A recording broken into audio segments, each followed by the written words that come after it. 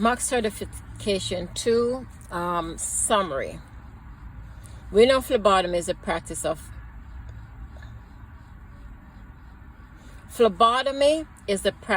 drawing blood. A phlebotomist is a trained professional in the art of drawing blood. A trained phlebotomist may perform other duties in addition to venipuncture, such as instructing patient on collection of urines, performing POCT testing, and taking blood pressure as needed in phlebotomy, such as in donor service. Phlebotomists do not perform tracheostomies. Safety in the laboratory include protecting feet from spills and wearing PPE. Food is never allowed in the laboratory refrigerator. Certification is evidence that an individual has demonstrated proficiency in a particular area of practice. Quality assurance is the largest set of methods used to guarantee quality patient and includes methods for patient preparation, collection, and transportation protocols. It does not include the lab supervisor's home phone number. When performing a skin puncture or venipuncture, gloves are required to be used. In certain instances, a phlebotomist may choose to wear goggles or a mask, but gloves are required. Per OSHA requirements for exposure control plans, employers are required to provide hepatitis B vaccination free of charge to employees. 8. The quality of test result is dependent upon the time between collection and specimen processing it and analyzing the specimen. Next, Cilia 88 mandates the regulation of all facilities that perform patient testing. Standard and guidelines are set by CLSI. Now, JC is the Joint Commission that inspect and accredit labs every 2 years. The CDC is the Centers for Disease Control and Prevention. 10. Reasons to reject a specimen include mislabeling of tube, hemolysis of sample, and tube not being transported properly.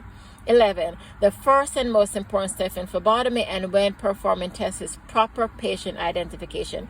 If the test result is reported out on the wrong patient, the following may occur: incorrect or delayed diagnosis, improper treatment, and possible harm to the patient. 12. If a hospitalized patient is not wearing an ID band, the phlebotomist must not perform the venipuncture until the nurse has attached an ID band on the patient. 13. If the patient is unable to understand what you're saying, then you must not draw the blood without consent. If no translator is available, you may be able to demonstrate via hand gestures what you need to do and proceed from there. The best option is to get a translator if available. 14. The lavender top tube contains EDTA. Glass red top tube have no additive. Green contains heparin and yellow contains SPS or ACD. 15. The yellow top tubes contain SPS or ACD. 16. The gray top tube contains sodium fluoride and potassium oxalate. Red top tubes contain no additive if glass or clot activator if plastic. Lavender top tube contains EDTA and is used for CBC, complete blood count. 17. An erythrocyte sedimentation rate is collected in a lavender top tube. 18. Of the choices listed, a red top tube will yield a serum specimen because there are no anticoagulant in this tube. An autologous donation is one given by the patient for use during his or her surgical procedure if needed. 20. Collection of a blood culture use special blood culture collection vials or a yellow sterile tube. Requires sterilization of the collection site using iodine or other antibacterial agent, and a tourniquet is used to help access the vein. 21. An ABG requires the use of a heparin needle and syringe set. Blood culture are collected in special collection valves or stereo top tube. ESR is collected in a purple top tube. And heparin levels are collected in blue top tube.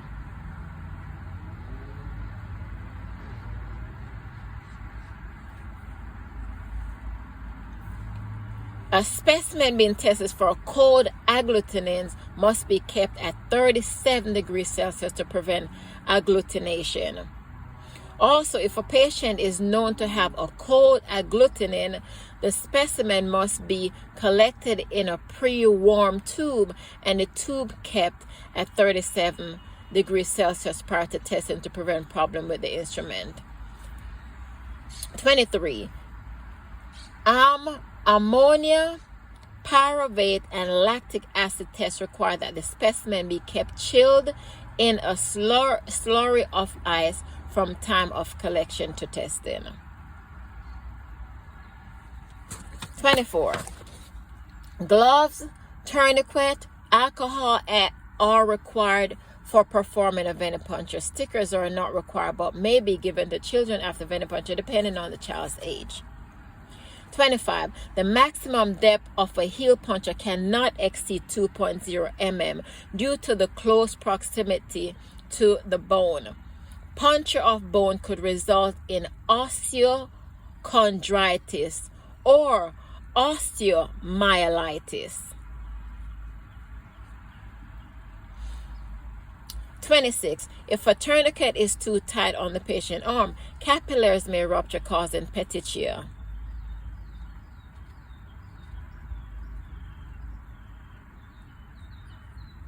Now, if you don't know this, just know urticaria are hives. 28. Needles must be inspected for expiration date. The bevel must be inspected for burrs prior to use, and bevel must be facing up prior to insertion into the vein. 28. A butterfly needle can be used for patients who have smaller, fragile veins such as children and the elderly, as well as when drawing blood from dorsal hand veins. 29. Upon removal of the needle from the patient's vein, the safety device must be activated and the entire needle adapter unit must be discarded into the sharps container. Needles are never to be recapped or thrown into a biohazard bag.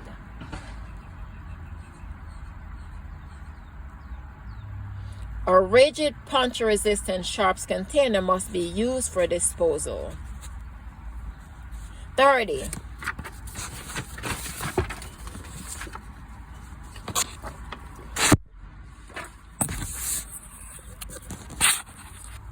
Once the lice tube has been filled, remove the tourniquet, remove the tube, place the gauze, remove the needle, apply pressure, activate safety device, and place in sharps container. 31. A tourniquet that is left on too long or is too tight can cause petechia or hemolysis or hemoconcentration of the sample. So remember, most things comes in 3. So petechia, hemolysis, or hemoconcentration. 32. Signs of syncope include cold, damp, clammy skin. Small red dots at the side of the jaw indicate petechia due to tourniquet being tied too tightly. Black and blue discoloration along with swelling indicate the formation of a hematoma. 33. Vein occlusion can result from inflammation, disease, chemotherapy, prolonged IV therapy, or repeated venipuncture. 34. Veins that are hard and cord-like are said to be sclerosed. Now, thrombosed veins have a blood clot, while a collapsed vein results from too much vacuum being applied to a small vein. 35. Bilirubin results from the breakdown of RBCs and can reach excessively high level in neonates, causing jaundice and possible brain damage, referred to as kernicterus.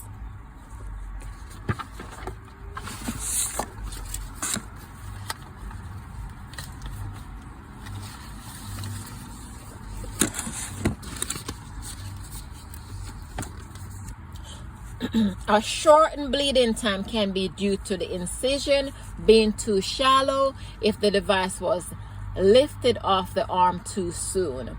Aspirin will increase the bleeding time as it interferes with platelet function.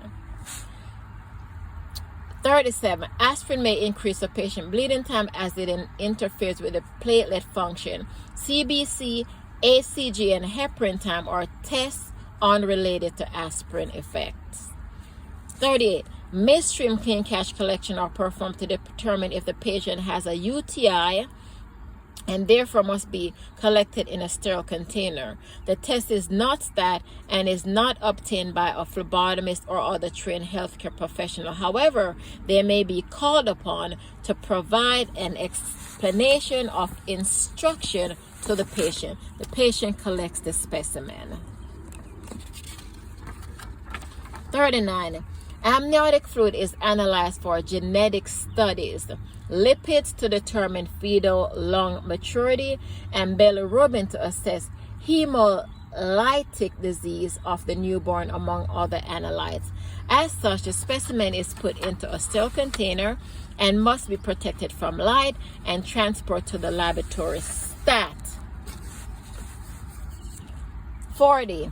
Fecal specimens are collected for a number of tests, including ova and parasites, digestive abnormalities, and occult blood analysis.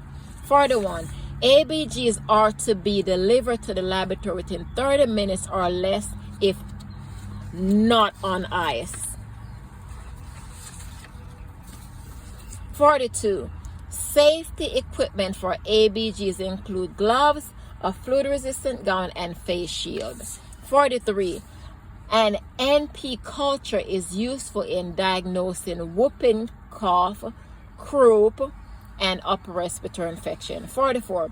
ABGs can be collected by a nurse, respiratory therapist, phlebotomist, MLS, MLTG, or physician. Training of individual to perform collection of ABGs varies in different regions of cities and state.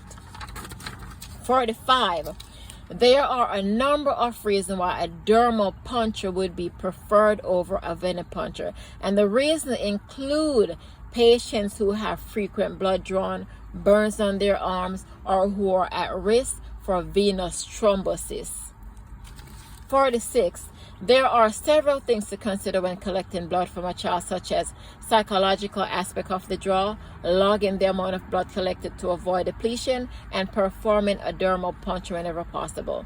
47. Newborns many times do not yet have a first name, so newborns are identified by the hospital identification number and the last name of the mother. New Jersey criteria are underway to include mom's first name, gender, last name, like Judy Baby Boy Smith, plus the identification number. 48. A pathogen is an infectious disease causing microorganism such as a bacterium, virus, prion, helminths, fungi, or protist. 49. Healthcare associated infections are infections contracted by patients during a hospital stay. 50. Airborne precautions are required for patients known to have or suspected of having a disease transmitted by airborne droplet nuclei such as measles, varicella, or tuberculosis. So everything is in 3. Protective environment is for patients who are immunocompromised. Standard isolation includes typical measure taken for patients without regard to their infectious status. Expanded precaution is a tier targeted at patients known to have or are suspected of being infected with a highly transmissible pathogen. 51. Patient in neonatal ICU or burn unit are in protective environment because they are at risk for infection. Enteric or contact isolation is for patients who have infectious GI diseases. Contact isolation is for patients with wound or body fluid precaution. 52.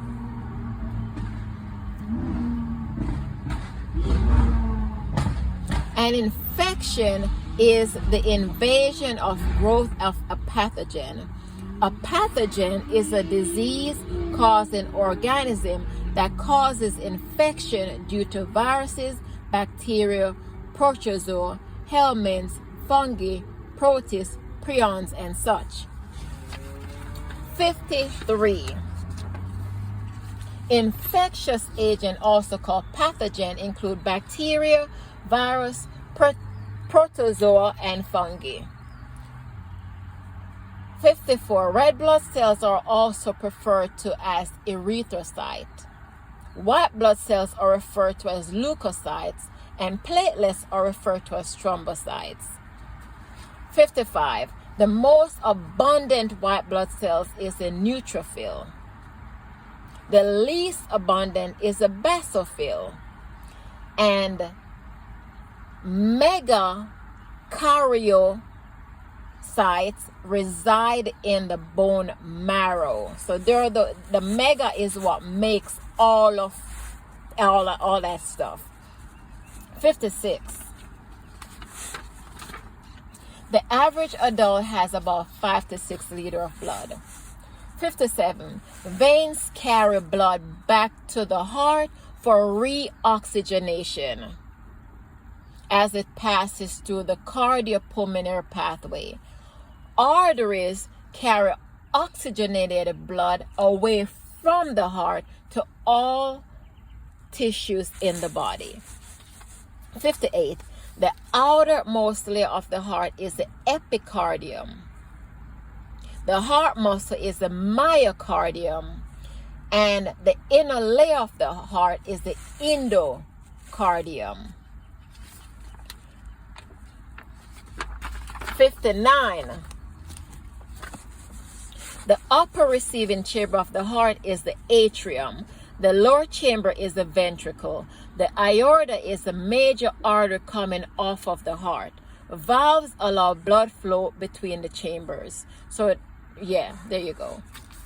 Now, the semilunar valves include the aortic valve and the pulmonary valve.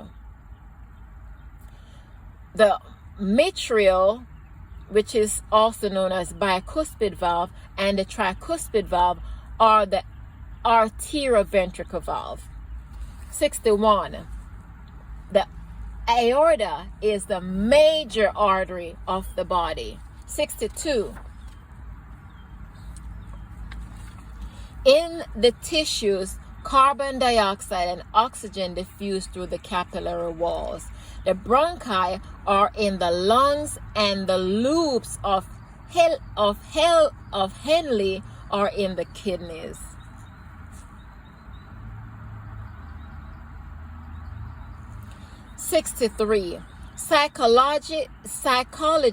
Physiology is the study of the function of the human body. Anatomy is the study of the structure of the human body. Homeostasis refers to the steady state of the body, and hemostasis is the stoppage of flow of blood. Remember, hemo is blood, and home is the state, the steady state. 64. Hematuria is blood in urine. Remember, hema is blood and urea is urine. Hematuria is blood in the urine. Hemoccult is test to detect blood in feces.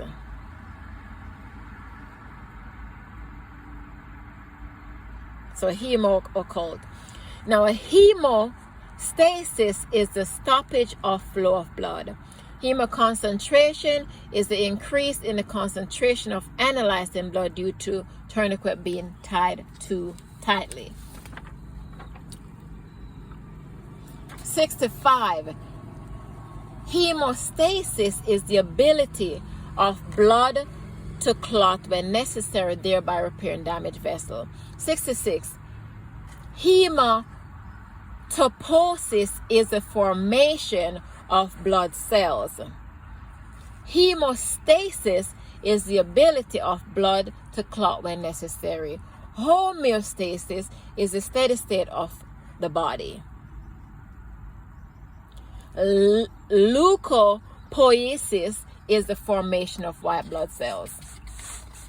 67. Red blood cells carry oxygen in hemoglobin. Platelets aid in coagulation of blood. White blood cells protect the body against infection. Tissue cells join together to form various organs in the body. 68. Joints connect one bone to another.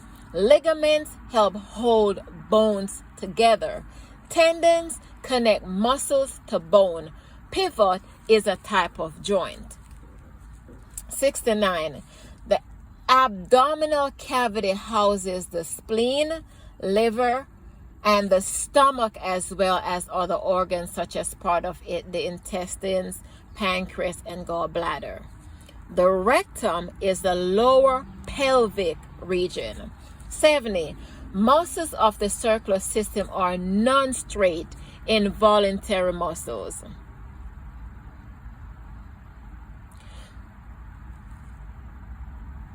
Straight voluntary muscles are those of the skeletal system. Straight involuntary is the cardiac muscle. 71. The stomach passes food into the small intestine. The esophagus allows food to move from the mouth to the stomach. Movement of small intestine contents progresses to the large intestine. The gallbladder is an accessory organ to the digestive system and releases bile to aid in the digestion of fat in foods we eat. 72. Enzymes are substances that speed up digestion. Chemicals are substances that include enzyme and aid in digestion. Elements are atoms that make up matter, and compounds are two or more atoms joined together. 73. Plasma comprises 55% of whole blood and 45% of formed elements. 74. When you exhale, you rid the body of carbon and exchange for oxygen. 75. Cilia. Cilia are tiny hair filaments on the cell surfaces in the respiratory tract that sweep mucus up the airway to the throat where it is swallowed. 76. If a tube of blood breaks, the phlebotomist should put on PPE as required by the facility. It's called DUN. PPE required by the facility. Flood the air with bleach. Use forceps to pick up the glass and dispose of it in sharps container. 77. When preparing a child for having blood drawn, never tell a child it will not hurt. Tell the child it will hurt a little, or he or she can scream or cry if necessary. 78. When blood is being drawn through an arterial line for ABGs, all the specimens can be collected at the same time. It should be noted on all specimens and in the LIS reporting system that the tests were performed on arterial blood. 79. According to CLSI standards, no more than 2 hours should pass between collection and separation of cells and serum plasma by centrifugation. In this scenario, the phlebotomist should call the lab for someone to either relieve her so she can transport the specimen to the lab for processing, or have someone else take them to the lab. 80. If there is a blood spill, the phlebotomist should clean up visible blood first, then Disinfect the contaminated area with 10% bleach, allowing it to remain in contact for at least 20 minutes. 81. In order to avoid using expired Vacutainer tubes when putting stock away, staff should position correct stock so it is used up first. 82. A phlebotomist should never affix an ID bracelet on any patient. If the trauma patient does not have an ID band affixed, the phlebotomist should ask the nurse to put it on the patient. 83. Patient may be in a hurry to get their blood drawn and return to their responsibilities. However, the phlebotomist is never to cut corners or step in the routine venipuncture process. Simply explain that you will do your best to get them in and out as quickly as possible.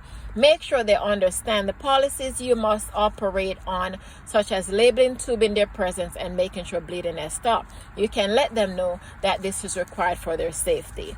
84.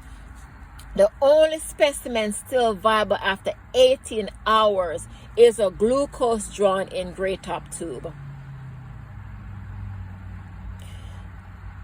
The iodoacetate preserve glucose for 24 hours and sodium fluoride preserve it for 3 days. All other specimens would need to be recollected. 85. The development of petechia upon tourniquet application means that the tourniquet is either on too tight or on that patient may have a longer clotting time due to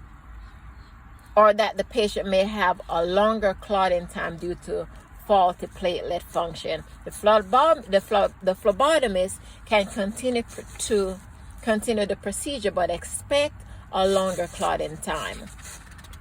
86. A smaller vein requires use of a smaller needle and smaller volume evacuate tube.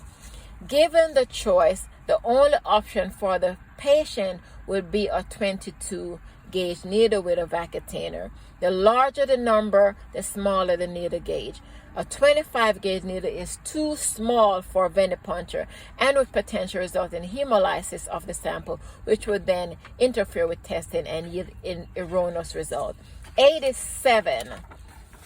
Blood should never be drawn from the arm on the side of a mastectomy due to risk of infection. Burn sites are also susceptible to infection and should not be used. A dermal puncture is not an option due to the PT test ordered. Thus, the phlebotomist needs to check the patient for alternative site.